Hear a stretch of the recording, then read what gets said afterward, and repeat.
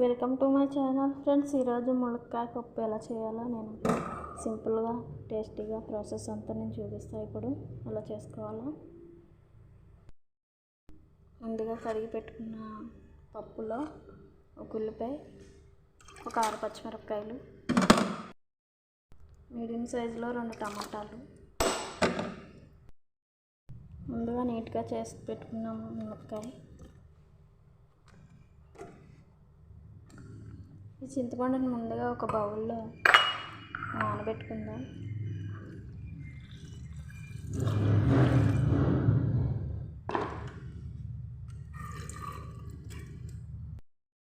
టేస్ట్కి తగ్గట్టుగా salt, 1/2 spoon పసుపు, 1 స్పూన్ కారం. ఇప్పుడు మూత పెట్టుకొని దీన్ని ఉడికించుకుందాం. పప్పు అయితే ఉడికిపోయింది. స్టవ్ ఆఫ్ చేసుకొని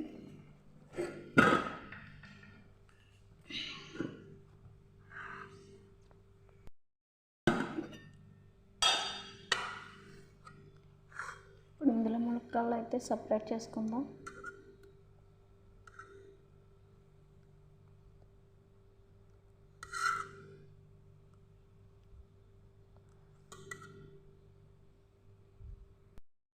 నేనైతే పప్పును బాగా మెత్తగా చేసేస్తున్నాను. ఇప్పుడు మళ్ళీ ఆ ములక్కాయలు ఇందులో వేసుకుందాం. ఇందాక నానబెట్టి తీసుకున్న చింతపండు రసం. పప్పు కొంచెం పలుచగా ఉంటాయి ఎండాకాలం, అందులో కొద్దిగా పచ్చడి వేసుకొని తింటూ ఉంటే నేను చెప్పాల్సిన అవసరం లేదనుకుంటా.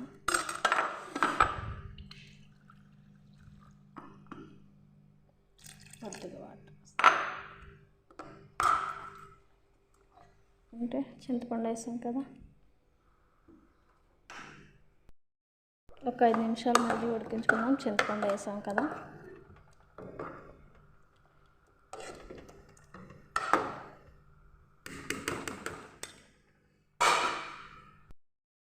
సైడ్కి ఒక పెనం పెట్టుకొని అందులో కొద్దిగా ఆయిల్ వేసుకొని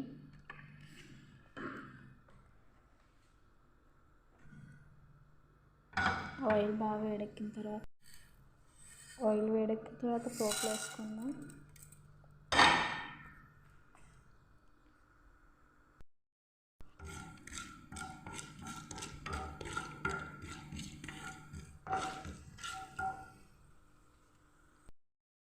కొద్దిగా కరివేపాకు, చెవికి దంచుకున్న వెల్లుల్లిపాయ, 3 ఎండుమిరపకాయలు,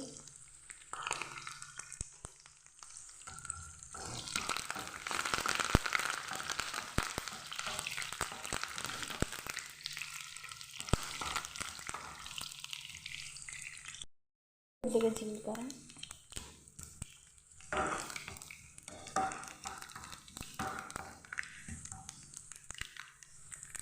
అంతేనండి. పోపు వేసుకుని